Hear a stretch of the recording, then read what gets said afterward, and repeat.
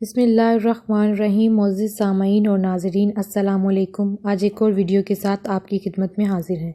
آج کی ویڈیو میں ہم بات کریں گے واقعہ معراج کے بارے میں۔ دوستو، نبوت کے 12ویں سال اللہ تعالیٰ نے رسول پاک صلی اللہ علیہ وسلم کو معراج کروائی۔ قرآن پاک میں آتا ہے، پاک ہے وہ ذات جس نے راتوں رات اپنے بندے کو مسجد حرام سے مسجد اقصیٰ تک سیر کروائی، جس کے گرد ہم نے برکت دے رکھی ہے تاکہ ہم اسے اپنی نشانیاں دکھائیں۔ بے شک وہ خوب سننے والا اور دیکھنے والا ہے۔ سورۃ بنی اسرائیل۔ اس رات سے مراد راتوں رات نبی کریم صلی اللہ علیہ وسلم کا مکہ سے بیت المقدس تشریف لے جانا ہے، اور معراج سے مراد عالم بالا میں تشریف لے جانا ہے۔ یہ واقعہ جسم اور روح سمیت پیش آیا۔ واقعہ معراج کا خلاصہ یہ ہے کہ آپ اس شب عتیق یا حجرہ کعبہ میں آرام فرما رہے تھے۔ ایسے میں جبرائیل علیہ السلام تشریف لائے۔ انہوں نے آپ صلی اللہ علیہ وسلم کے سینہ مبارک کو چاک کیا اور آب زمزم سے دھو کر ایمان اور حکمت سے بھر دیا۔ پھر آپ صلی اللہ علیہ وسلم کے سامنے سواری کے لیے براق لایا گیا، جو گھوڑے سے قدرے چھوٹا سفید رنگ کا جانور تھا۔ اس کی تیز رفتاری کی وجہ سے اسے براق کا نام دیا گیا۔ اس کا قدم جہاں تک نظر جاتی تھی وہاں پڑتا تھا۔ اس پر سوار ہو کر آپ صلی اللہ علیہ وسلم بیت المقدس تشریف لے گئے۔ مسجد اقصیٰ میں داخل ہوئے، 2 رکعت نماز ادا کی، اس میں تمام انبیاء کی امامت کرائی۔ اس کے بعد آپ صلی اللہ علیہ وسلم کو بیت المقدس سے آسمان دنیا تک لے جایا گیا۔ جبرائیل علیہ السلام نے دروازہ کھلوایا، آپ صلی اللہ علیہ وسلم کے لیے دروازہ کھولا گیا۔ آپ صلی اللہ علیہ وسلم نے وہاں انسانوں کے باپ سیدنا آدم علیہ السلام کو دیکھا، ان کو سلام کیا۔ آدم علیہ السلام نے کہا مرحبا، اور آپ صلی اللہ علیہ وسلم کی نبوت کا اقرار کیا۔ پھر دوسرے آسمان کا دروازہ کھلوایا گیا، اور وہاں پر آپ کو 2 خالہ زاد بھائی سیدنا عیسیٰ بن مریم اور یحییٰ علیہ السلام کو دیکھا، ان کو سلام کیا، انہوں نے کہا مرحبا، اور آپ کی نبوت کا اقرار کیا۔ پھر تیسرے آسمان پر آپ صلی اللہ علیہ وسلم کو لے جایا گیا اور دروازہ کھلوایا، وہاں پر سیدنا یوسف علیہ السلام کو دیکھا، جنہیں آدھا حسن دیا گیا تھا۔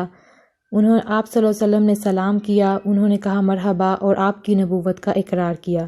چوتھے آسمان پر سیدنا ادریس علیہ السلام کو دیکھا، اور انہوں نے آپ صلی اللہ علیہ وسلم نے سلام کیا، انہوں نے کہا مرحبا، اور آپ کی نبوت کا اقرار کیا۔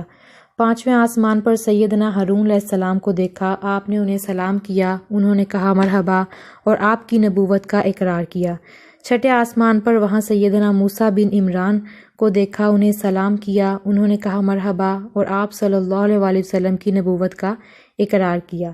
اس کے بعد آپ کو 7ویں آسمان پر لے جایا گیا، وہاں آپ کی ملاقات سیدنا ابراہیم علیہ السلام سے ہوئی، انہیں سلام کیا، انہوں نے کہا مرحبا، اور آپ کی نبوت کا اقرار کیا۔ وہ اپنی پشت بیت المعمور سے لگائے ہوئے تھے، جس میں روزانہ 70,000 فرشتے داخل ہوتے ہیں، اور وہاں ان کے پلٹنے کی باری نہیں آتی۔ پھر آپ صلی اللہ علیہ وسلم کو سدرۃ المنتہا تک لے جایا گیا۔ اس کے بعد اللہ جل شانہ سے ملاقات ہوئی، اور اتنا قریب ہو گئے کہ 2 کمانوں کے برابر یا اس سے بھی کم فاصلہ رہ گیا۔ اس وقت اللہ تعالیٰ نے آپ صلی اللہ علیہ وسلم کی امت پر دن اور رات میں 50 نمازیں فرض کیں، جو کم ہوتے ہوتے 5 رہ گئیں۔ اس میں کوئی شک نہیں کہ نماز نبوت کے ساتھ ہی فرض ہو گئی تھی۔ اس کے ساتھ میں اللہ تعالیٰ نے سورۃ بقرہ کی آخری 2 آیات آپ صلی اللہ علیہ وسلم کو دیں۔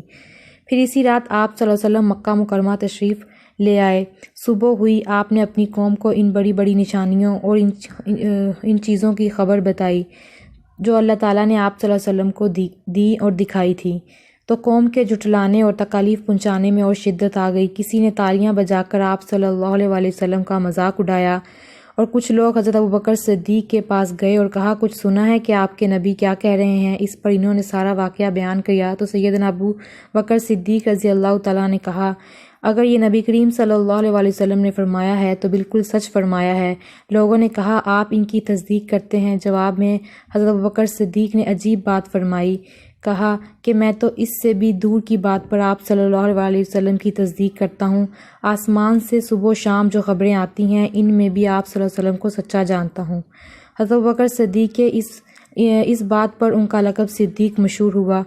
اس پر کفار نے آپ کا امتحان لینے کا پروگرام بنایا۔ آپ صلی اللہ علیہ وسلم نے اس سے پہلے بیت المقدس کو نہیں دیکھا تھا، لیکن اللہ نے آپ صلی اللہ علیہ وسلم کے سامنے بیت المقدس کو روشن کر دیا، اور آپ اس کی نشانیاں بتاتے چلے گئے۔ آپ نے ایک ایک دروازے ایک ایک جگہ کی تفصیل بتا دی اور وہ آپ کی کوئی بات کو جھٹلا نہ سکے۔ پھر انہوں نے ایک قافلے کے بارے میں سوال کیا جو ملک شام سے مکہ معظمہ کی طرف آ رہا تھا۔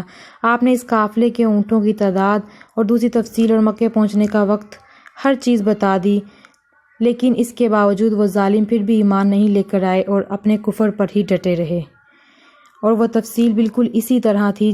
قافلہ اسی طرح داخل ہوا جس طرح آپ صلی اللہ علیہ وآلہ وسلم نے فرمایا تھا، لیکن وہ ظالم پھر بھی ایمان نہ لائے اور اپنے کفر پر ڈٹے رہے۔